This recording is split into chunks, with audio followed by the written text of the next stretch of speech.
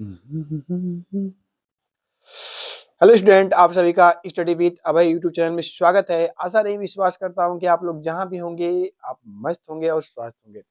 अब तो देखा जाए तो ठंडी धीरे धीरे खत्म हो रही है और अच्छा मौसम भी हो रहा है। तो बहुत ही अच्छा मतलब कि प्रकृति का मौसम जो मतलब है नेचुरल, इस समय देखा जाए तो अच्छा ही है, सुहाना है, बहुत ही अच्छी बात है। तो हम लोग चलते हैं अपने अध्याय पर, अपने प्रश्नावली पर। तो पहले समझ लेते हैं। कक्षा 6 विषय गणित, अध्याय 5 प्रारंभिक आकारों को समझना। आज प्रश्नावली पढ़ना है, प्रश्नावली 5.6। 5.6 पढ़ने से पहले मैं कुछ बातों को आप लोग को मैं समझाऊंगा, उसके बाद प्रश्नावली पर चलूंगा। प्रश्नावली बहुत छोटा है, इस बात को अच्छे से समझ जाओगे तो प्रश्नावली लगाने में दिक्कत नहीं आएगा। तो पहला हमारा बात यह है कि चतुर्भुज किसे कहते हैं। इसमें पहले दिया है चतुर्भुज।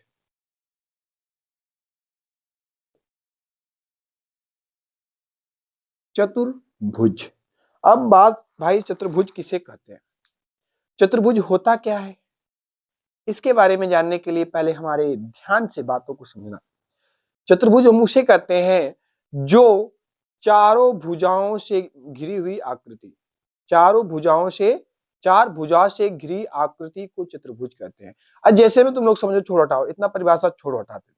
अच्छा, आप लोग का खेत देखे हो, खेत में जाते हो तो देखते हो कि मतलब कि आरी आरी किनारा किनारे पर देखते हैं तो मेढ़ा बनाया जाता है। हमारा जितना खेत होता है तो मान लो कि खेत हमारा कोई ऐसे ही बना है, तो ये चारों ओर से देखो बंद आकृति है ना। चार, इसमें कितनी भुजा आ रही है, देखो चारों ओर होगा देखोगे तो कितनी भुजा आ रही है, इसमें चार भुजा आ रही है। चार भुजा आ रही है तो मतलब इन्हीं को क्या कहल मन का चतुर्भुज कहते हैं। जैसे खेत में जाओगे ना, कियारियां बनाई जाती हैं, या पूरा आपके पूरा खेत जितना है, ये पूरा खेत जितना होता है ना, जैसे जाते हो तो उसमें भी कई कियारियां बना देते हैं लोग, घर घर वाले पानी बनाने के लिए। ये क्या है, देखो छोटे छोटे क्या हो गए कियारियां जो है, यही तो चतुर्भुज है। एक भाग ले लेते हैं या तो हम पूरे भाग को ले लें, यही तो क्या है हम लोग का चतुर्भुज है। अब तो समझ गए होगे। हाँ, चतुर्भुज मतलब किसे कहते हैं, तो जिसमें चार भुजा हो। देखो चतुर्भुज चार भुजाओं से घिरी आकृति को, चार भुजाओं भुजाओं से घिरी आकृति आकृति को चतुर्भुज कहते हैं।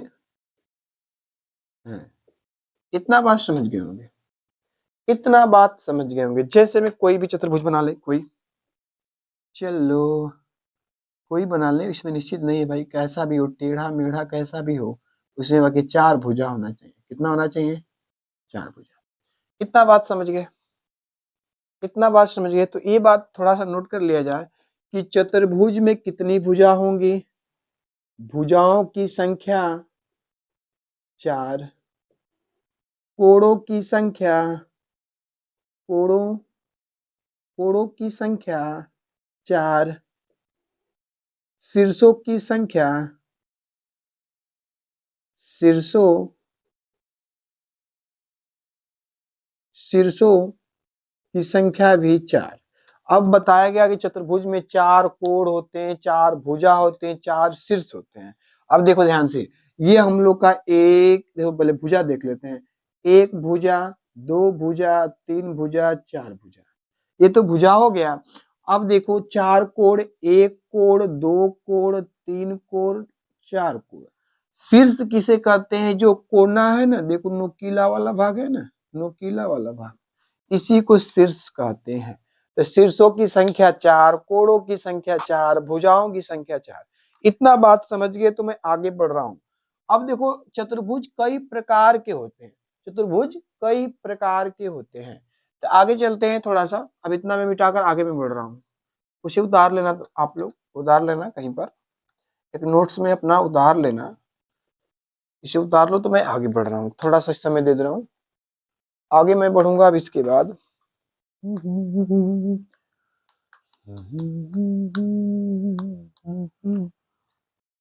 हो गया, उतार लिए होगे तो आगे चलते हैं। चलो ठीक है। अब आगे चलते हैं बातों को समझते हुए। तो चतुर्भुज के अंतर्गत हमारा देखो यहाँ पर आएगा हमारा आयत। क्या आएगा? आयत। आयत किसे कहते हैं? आयत किसे कहते हैं? देखो, आयत हम उसे कहते हैं लंबाई, इसमें लंबाई और चौड़ाई का जो होता है रेशियो अलग अलग होता है। लंबाई भी अलग होगा और चौड़ाई भी अलग होगा, लेकिन आमने सामने सम्मुख भुजा आपस में बराबर होती है। ये भी कर सकते हैं, देखो ध्यान से। ये हम लोग का आयत है, देखो ये हम लोग का आयत है। ये क्या है? आयत है। अब देखो इसके बराबर ये होगा, ये भुजा इसके बराबर ये भुजा होगी, मतलब सम्मुख भुजा। सम्मुख भुजा मतलब ये भुजा इसके बराबर है, इसके बराबर, और ये भुजा इसके बराबर है, इसके बराबर। अब ये थोड़ा सा बातों को और इसमें समझ लेते हैं। इसे हम देखो आयत के बारे में समझेंगे, ये भी परिभाषा यही देंगे कि इसमें भी चार भुजा होती हैं, ये चारों भुजाओं से घिरी हुई होती हैं। इसमें चार क्या बोलते हैं, ये जो आयत का जो कोण मतलब कि इसमें थोड़ा सा निश्चित होता है, तो कहेंगे कि आयत का कोण सभी नहीं, प्रत्येक कोण 90 अंश होता है। लिखेंगे आयत का प्रत्येक कोण। अब बताओ, आयत का प्रत्येक कोण मतलब चार एक कोण होता है ना, चार कोणों का मान ये कितना हो जाएगा? प्रत्येक कोण का मान 90 अंश होता है। देखो ये कितने अंश का बनेगा? ये सब 90 90 बनेगा, 90 90 का बनेगा। हाँ, थोड़ा सा एक बात हम बताने में भूल गए हैं चतुर्भुज में, कि चतुर्भुज का चारों कोणों का जो योग होता है 360 अंश होता है। चारों कोणों का योग, इसे ही बता दे रहा हूँ। आयत में चारों कोणों का योग, चारों कोणों कोणों का योग 360 अंश होता है। ये भी जान जाओ कितना होता है? 360। अब देखो इसमें क्या होता है कि ये तो समझ गए, अब थोड़ा सा बात और समझ लेते हैं। आयत में विकर्णों विकर्णों विकर्णों की संख्या 2 होती है। कितनी होती है? 2 होती है। देखो, एक विकर्ण, दो विकर्ण, और विकर्णों की लंबाई बराबर भी होती है। दोनों विकर्णों की लंबाई भी बराबर होती है। दोनों विकर्णों विकर्णों विकर्णों की लंबाई लंबाई बराबर होती है। कितना होती है? बराबर। इतना बात समझ गए? आगे मैं बढ़ रहा हूं। अब थोड़ा सा ये ध्यान जाओ, आयत में क्या होता है? आमने सामने की सम्मुख भुजा। ये देखो इसे बोलते हैं, इसे देखो यहाँ से लेकर यहाँ तक जो है इसे हम बोल देंगे लंबाई है। क्या है? लंबाई है। इसका जो सबसे बड़ा होता है वो लंबाई होता है, जो छोटा होता है वो चौड़ाई होता है। चौड़ाई है ये क्या है? चौड़ाई। तो इसमें देखो ये भी चौड़ाई है, ये भी चौड़ाई है, ये भी ये लंबाई है, ये भी लंबाई है। इतना बात समझ गए होगे तो आगे मैं बढ़ रहा हूँ। इतना बात समझ गए होगे तो आगे मैं बढ़ रहा हूँ। आगे चल रहा हूँ भाई। एक तो हम यहाँ पर बता दिए आयत। आयत के बाद आता है वर्ग। देखो वर्ग का जो होता है, चारों भुजा आपस में बराबर। वर्ग का चारों भुजा आपस में बराबर होते हैं। वर्ग का चारों भुजा आपस में बराबर होते हैं। लंबाई चौड़ाई आपस में बराबर होते हैं। यहाँ पर चारों भुजा क्या है? ये चारों भुजा आपस में बराबर होते हैं। इन्हीं का कल जी उनको वर्ग कहते हैं। इनमें भी दो विकर्ण होते हैं, इनमें भी दो विकर्ण होते हैं, और एक दूसरे को लंबवत, एक दूसरे को लंब, एक जो विकर्ण होते हैं एक दूसरे को लंब डालते हैं। एक दूसरे पर लंब, जो यहाँ यहाँ क्रॉस हो रहा है ना, प्रतिच्छेद हो रहा है, तो एक दूसरे को क्या कर रहे हैं? वो जो विकर्णों पर क्या हो रहा है? लंब पड़ रहा है, लंब। आगे मैं बताऊंगा। मतलब कि विकर्णों पर विकर्णों विकर्णों पर एक विकर्ण, एक मिनट कैसे लिखे, एक मिनट। वर्ग है तो मतलब इसे बोलेंगे कि विकर्णों का एक दूसरे पर, एक दूसरे पर लंब है। क्या है? लंब है। लंब के बारे में बताए थे आप लोग को। लंब का मतलब कि इस पर एक क्या करेगा, ऐसे टी बनेगा। क्या बनेगा, देखो ध्यान से, ये जो हम लोग का आया ऐसे आया, एक ऐसे बना है, ये क्या हुआ, लंब हुआ। या तो हम ऐसे बना दें, ये एक विकर्ण हो गया, और इस पर देखो एक लंब है, या ऐसे देखो नीचे की तरफ एक लंब है ना। इसी को क्या कल जीवन का लंब है, एक दूसरे मतलब विकर्णों का एक दूसरे पर लंब है। ये बात समझ गए। और वर्ग में भी, वर्ग में भी चारों कोणों का, चार कोणों कोणों कोणों का मान 90 अंश, 90 अंश होता है। कितने अंश का होता है, देखो ये 90 अंश का बनेगा। कितने अंश का बनेगा, 90 अंश का बनेगा। इतना बात समझ गए। आगे मैं बढ़ूं तो आयत हो गया, वर्ग हो गया। अब उसके बाद हम चलते हैं समांतर चतुर्भुज। समांतर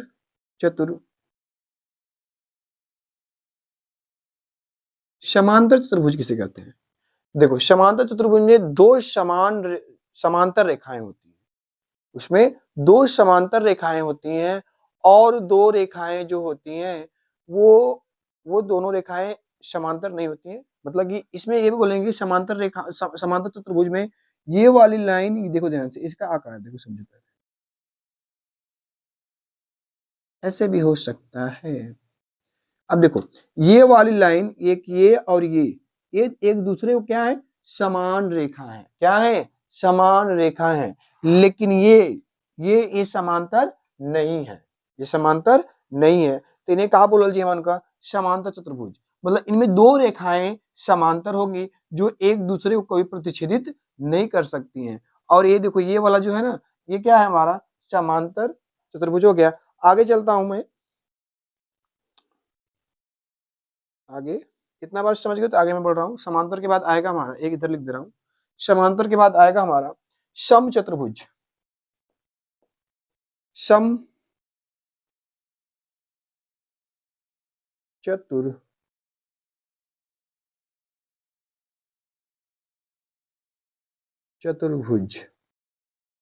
देखो सम चतुर्भुज का जो आकार होता है सेम वर्ग के तरह ही होता है। इनमें भी चारों भुजा आपस में बराबर होते हैं। इनमें भी चारों भुजा आपस में बराबर होते हैं। इन्हीं को का कहल जी मन का सम चतुर्भुज कहते हैं।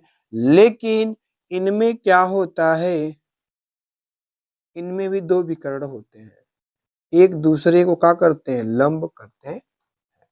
ये हम लोग का सम चतुर्भुज। ऐसे आकार को मिले तो आप क्या बताएंगे, वहां पर सम चतुर्भुज है। एक हम लोग का और है समलंब चतुर्भुज। समलंब चतुर्भुज में, समलंब चतुर्भुज,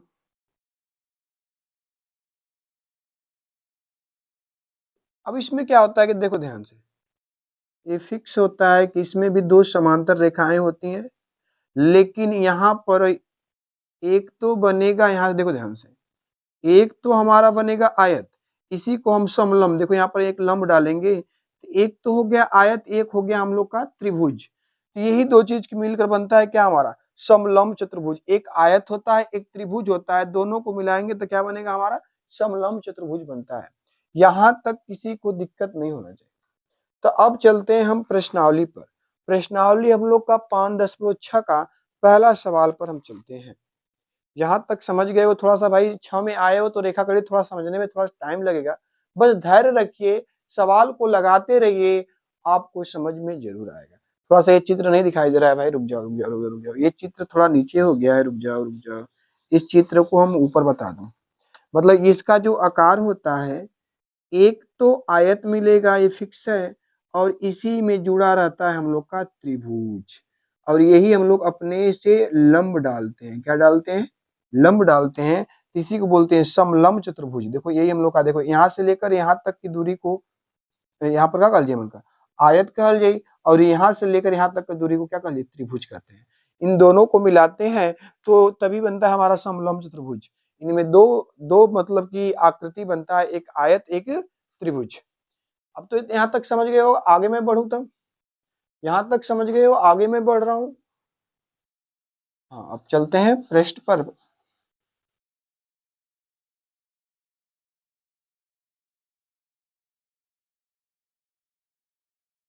पहला सवाल प्रश्नावली 5.6 का पहला सवाल बोला है सत्य टी मतलब टी का मतलब ट्रू होता है या असत्य यफ यफ का मतलब फॉल्स कहिए। अब मतलब जहां सत्य रहेगा हमें टी लिखना है, जहां असत्य रहेगा वहां पर कैपिटल एफ लिखना है। यफ का मतलब फॉल्स, फॉल्स मतलब गलत होता है, वही बात हुआ असत्य। ट्रू मतलब सत्य सही होता है। देखो सत्य ट्रू, असत्य का फॉल्स लिखना है।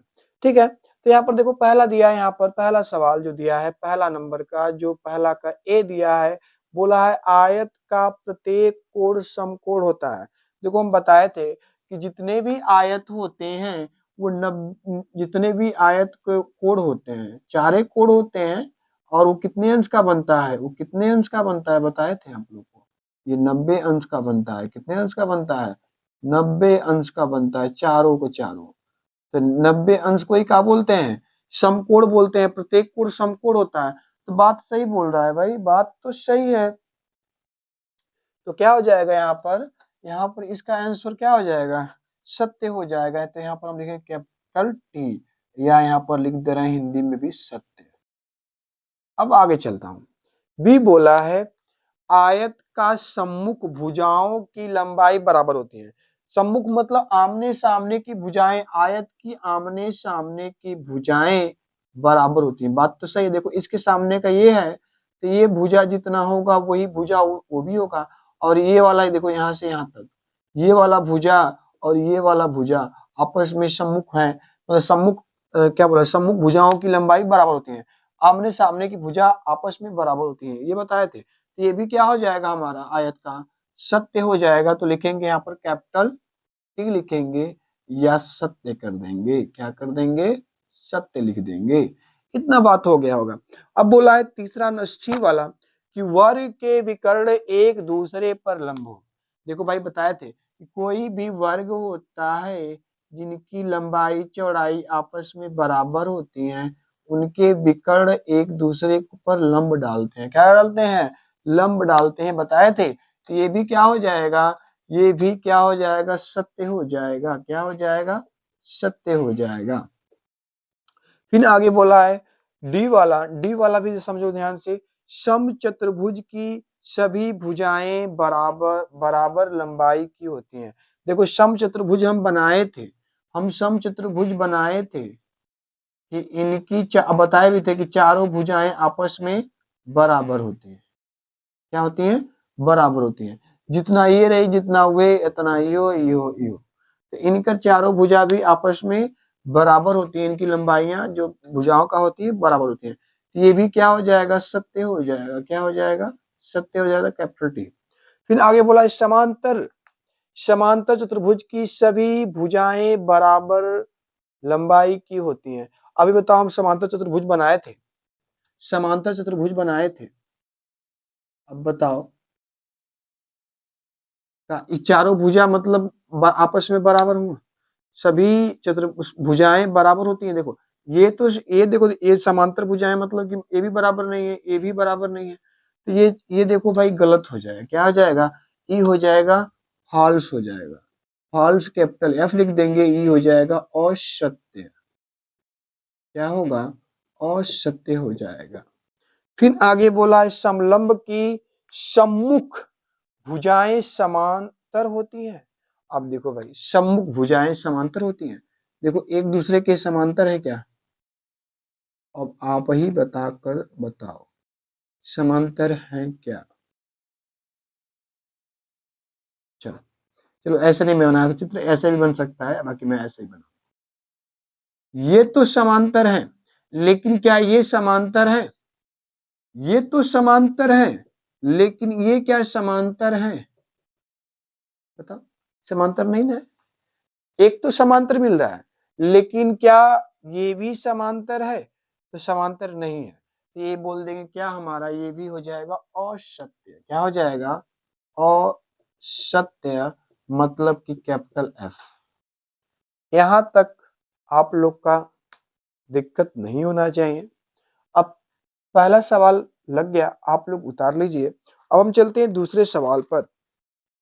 अब हम चलते हैं दूसरे सवाल पर। दूसरा नंबर सवाल दिया है निम्नलिखित के कारण दीजिए, मतलब कि निम्नलिखित के कारण दीजिए। पहला सवाल में ए वाला बोला है कि वर्ग को एक विशेष प्रकार का आयत समझा जा सकता है। देखो भाई, देखो यही कहना है इसमें, इसमें यही दिया है कि जैसे मतलब कि जो वर्ग को एक विशेष प्रकार का आयत समझा जा सकता है, हाँ समझा जा सकता है, तो यही कहेंगे कि आयत का सभी भुजा, आयत का सभी भुजा बराबर हो, बराबर हो तो वर्ग, वर्ग कहलाता है।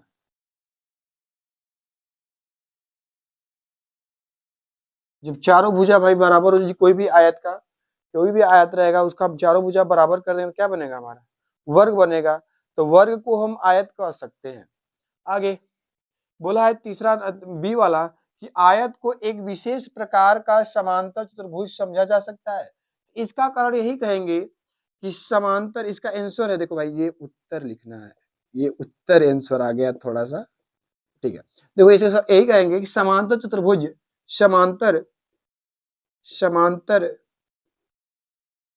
समांतर चतुर्भुज का चारों कोण, चारों कोण 90 अंश हो, 90 अंश हो तो आयत कर सकते हैं। चारों कोण 90 अंश हो तो आयत, आयत कहते, मतलब समांतर चतुर्भुज का चारों कोण 90 अंश हो जाएगा तो क्या बनेगा हमारा, आयत बन सकता है। क्या बन सकता है, आयत। अब बोला है वर्ग को एक विशेष प्रकार का समचतुर्भुज समझा जा सकता है। तो इसका यही बात करना है कि समचतुर्भुज यदि यदि यदि समचतुर्भुज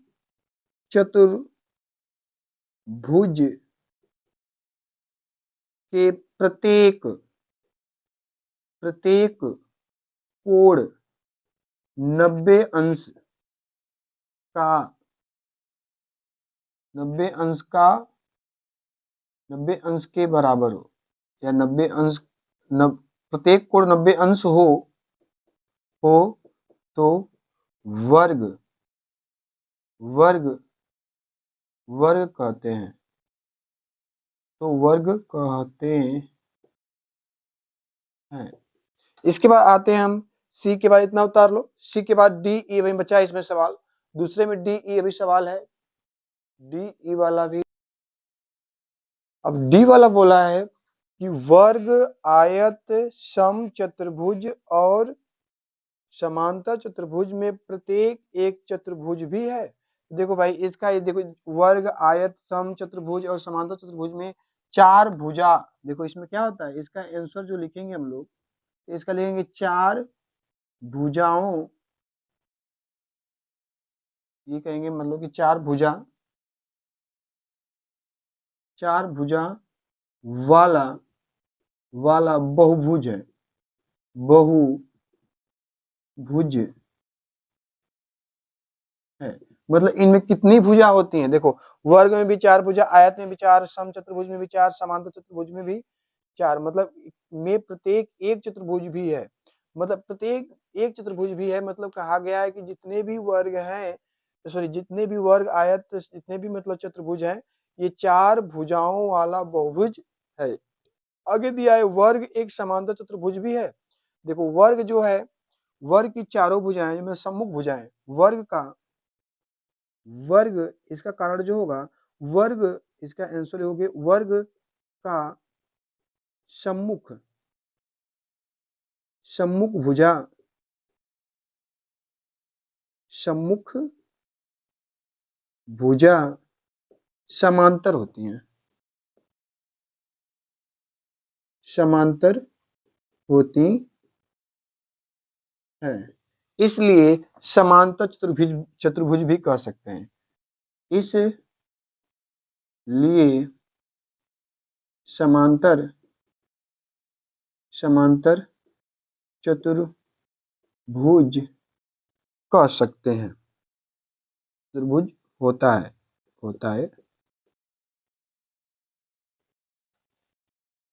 देखो भाई, बहुत ज्यादा लिखित वाला थोड़ा सा ये डिफिकल्ट है ये चैप्टर, बाकी आप लोग इसे 2-3 बार लगाएंगे तो समझ में आएगा। ठीक है, ये हम लोग का अब आखिरी सवाल तीसरा नंबर पे चलते हैं। दूसरा नंबर सवाल कंप्लीट हो गया, तीसरा नंबर पर सवाल चलते हैं हम लोग।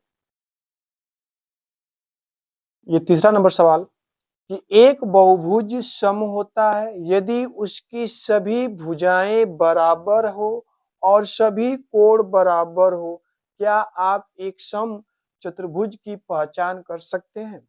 देखो, यही कहेंगे कि सम चतुर्भुज का पहचान यही करेंगे कि जिनकी चारों भुजा आपस में बराबर हो, चारों कोण भी आपस में बराबर हो, उन्हें हम कह सकते हैं सम चतुर्भुज। सम चतुर्भुज या उन्हीं को कह सकते हैं वर्ग भी। सभी वर्ग सम चतुर्भुज हो सकते हैं। ये भी कह सकते हैं कि वर्ग एक सम चतुर्भुज भी होता है। मतलब देखो, ध्यान से बताया था कि जिनमें चारों भुजा आपस में बराबर होती हैं उन्हें वर्ग कहते हैं, और वर्ग का ही एक रूप बनाए थे हम लोग, सम चतुर्भुज भी बनाए थे। देखो, हम कह सकते हैं वर्ग, इसका आंसर यही होगा, इसका आंसर जो होगा, उत्तर जो होगा, इसका जो उत्तर होगा, ये कहेंगे वर्ग एक सम चतुर्भुज भी है। मतलब कि इसका यही है पहचान भाई, जो वर्ग होता है इनमें लंबाई चौड़ाई आपस में बराबर होते हैं, और इनका जो कोण होगा वो भी बराबर होगा। ये भी 90 अंश 90 अंश 90 अंश 90 अंश। और देखो, इसका भी जो होता है समचतुर्भुज का जो आकार होता है सेम ऐसा ही होता है, लेकिन इनका लंबाई चौड़ाई आपस में बराबर होते हैं और कोण भी बराबर होता है। लंबाई भी बराबर होता है, कोण भी बराबर होता है। ये भी 90 अंश 90 अंश 90 अंश 90 अंश का ही होता है। तो कह सकते हैं वर्ग एक समचतुर्भुज भी है। ये हम लोग का चैप्टर हुआ समाप्त। और अब मिलते हैं प्रश्नावली 5.7 के साथ। ठीक ना, 5.7 अगला प्रश्नावली 5.7। आप लोग को वीडियो कैसा लगा? आप लोग लाइक करिए, कमेंट करिए, शेयर करिए, सब्सक्राइब करना मत भूलिए। धन्यवाद हमारा पूरा वीडियो देखने के लिए आप सभी बच्चों को।